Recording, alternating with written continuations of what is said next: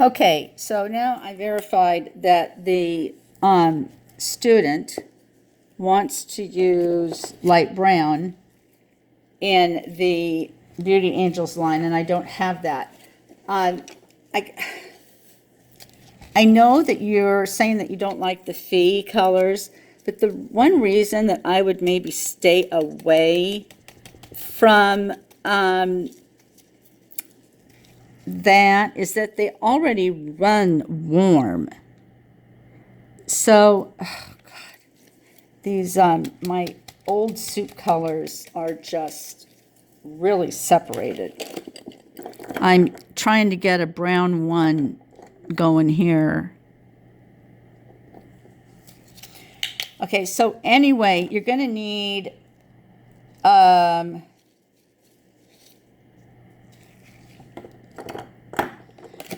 two different colors, like a golden brown and a brown one. Or in the case of the BA colors, you would use a light brown and then light brown with yellow added. I don't recommend the, well, no, actually you could use the blonde, but you say you don't have the blonde. The reason that I'm not mentioning the blonde right off the bat is because it runs ashy, but that would be a good thing in this case. Yeah, I can't, this is just watery. It's not the fault of the pigment, it's the fact that I haven't used it for, 2 years. All right, let's just say that's what we're doing. So I'm just gonna do a little microblading here over this, and then some shading, and I think you're gonna do machine shading, is that right? So I'm using a light, I guess I should use a Fee tool. This is a Fee 304, but this is so watery.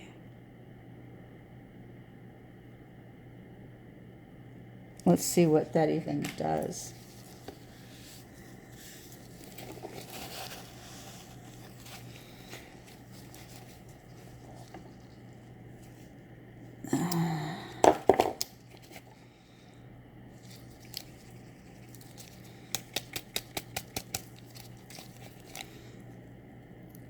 I should bring my mixer home. Not that stupid tool mixer. That thing is ridiculous.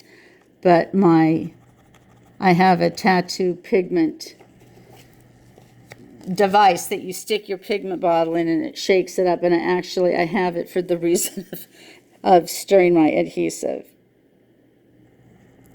So these are still going to be pretty light.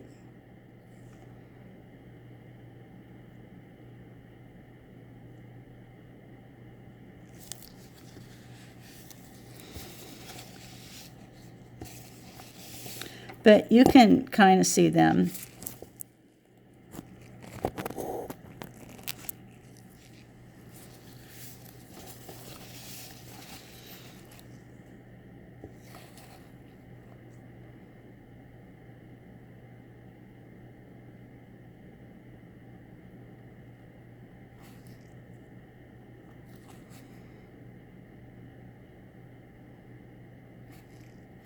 Obviously, what's happening here wouldn't be happening on a human being's skin. It wouldn't be all chewed up like this latex is. And also, it wouldn't be, you wouldn't be using watery pigment.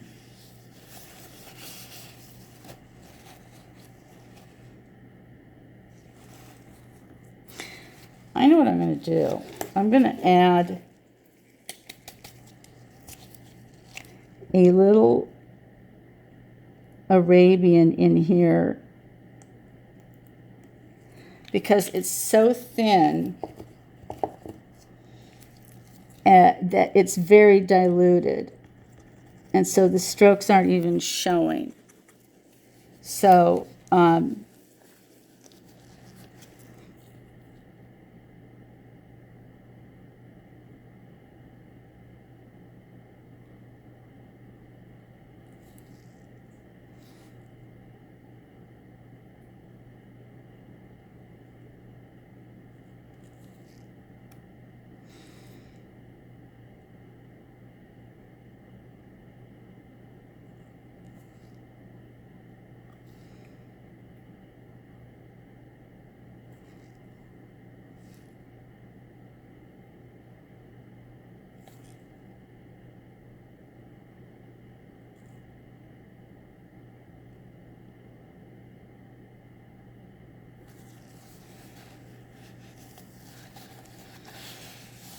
it wouldn't be a big mess like that on a human.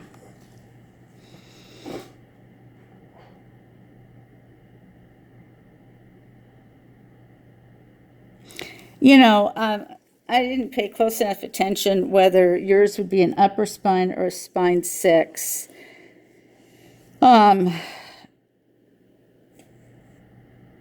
So I'm just going to treat it like a spine 6, even though what I have right here would obviously be an upper spine, because I don't want to add to the confusion that's already existing here by virtue of my not having the right, I have the right pigments, but they are not the right consistency.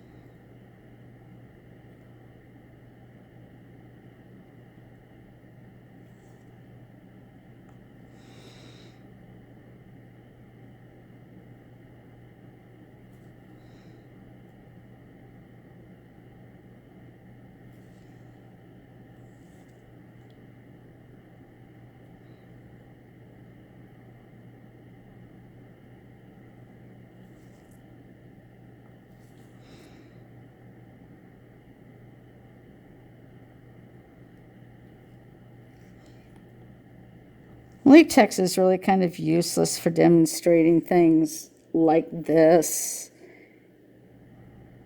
but it'll give you an idea.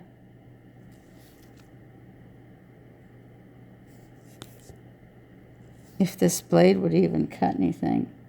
I think it's that the blade won't hold on to the pigment.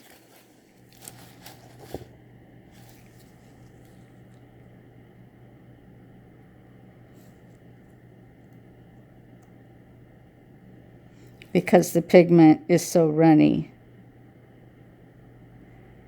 There we go.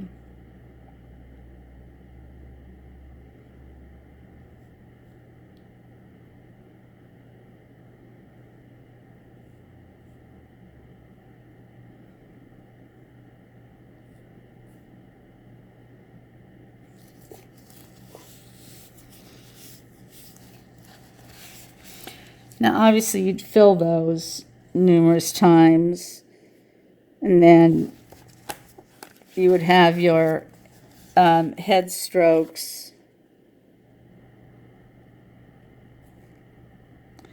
and being on real skin, they wouldn't be all chewed up. The skin would not be chewed up.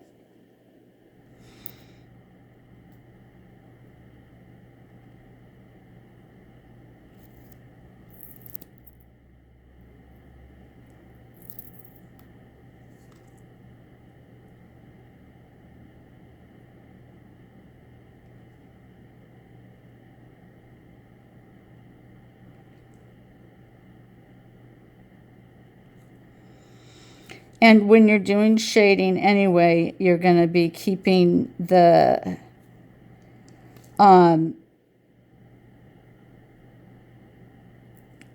the strokes more separated than you would in a, if you weren't shading.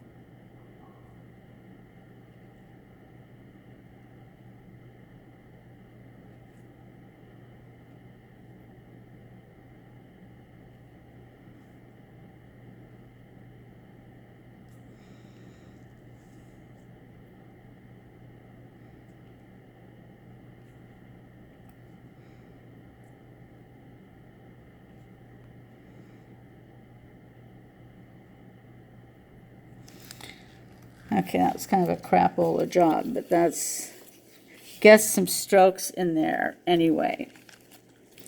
Now, to do the shading,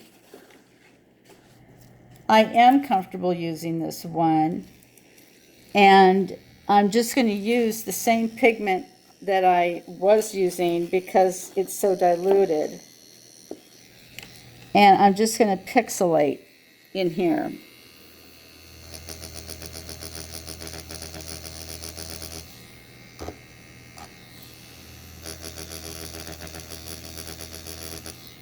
And that's how I'm going to do my machine shading for this gal. And you're going to just need to do this so that it blends in with whatever your result was with the color correction. Because you're not going to be dealing with an artificial situation like I am here.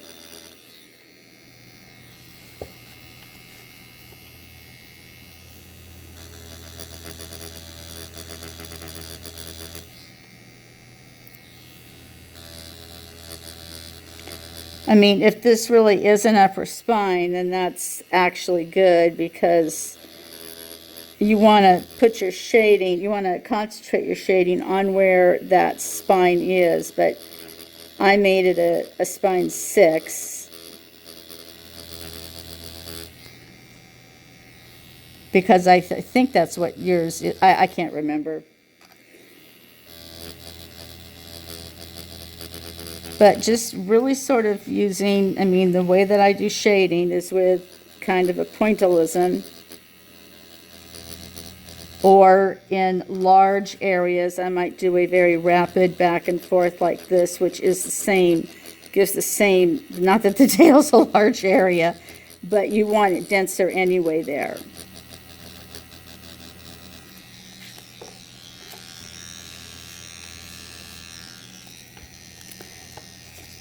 So, I am by no means indicating that this is the outcome of what your work will be, but I'm suggesting that,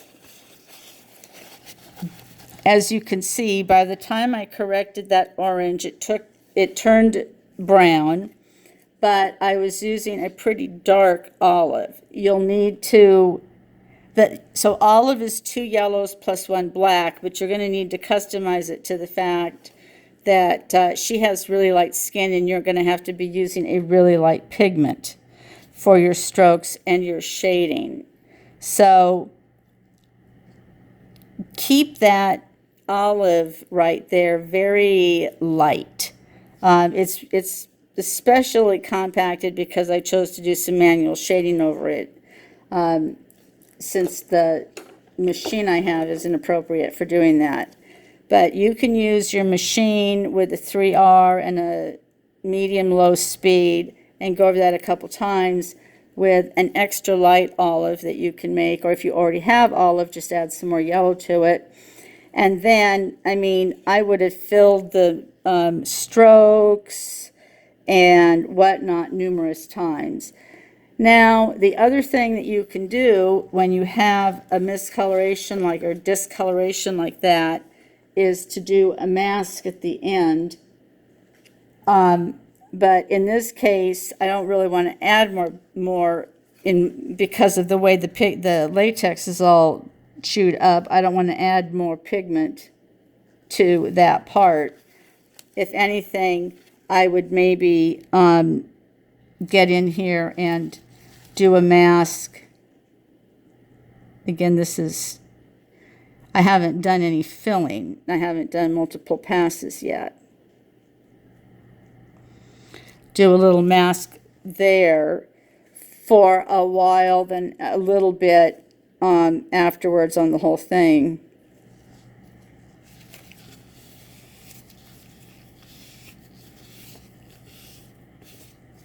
So in real life, that mask would have stayed on there longer. And also, again, you would have done the multiple passes. But no orange is showing through anymore. So there's no reason for me to take any of the olive and throw it in there too. The main thing I would be focusing on here after neutralizing that orange with the olive is making sure that my strokes are both light enough to work for her natural hair color and dark enough to meld in with whatever ends up happening when you're trying to cancel out that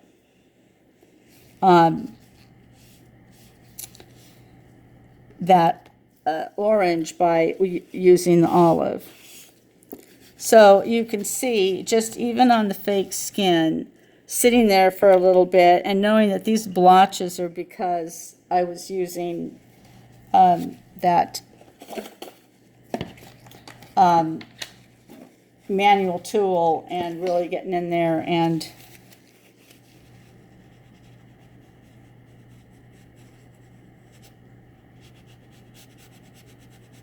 scratching at it.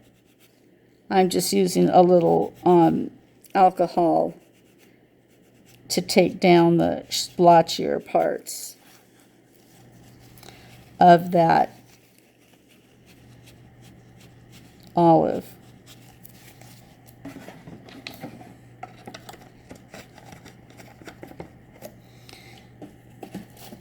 Let's do, just because we're so close, let's just do one more mask in the area. I'm not going to put it on the head because we want the head probably light anyway. And again, in real life, you would have done multiple passes and all of that. And this would be sitting there for 10 to 15 minutes. But you can see that we're starting to get an outcome, at least color-wise, that's going to be acceptable, and the orange is gone. So I hope that helps, knowing that you'll be working on a real human with a wider range of cartridges, needles, and whatnot that I have here.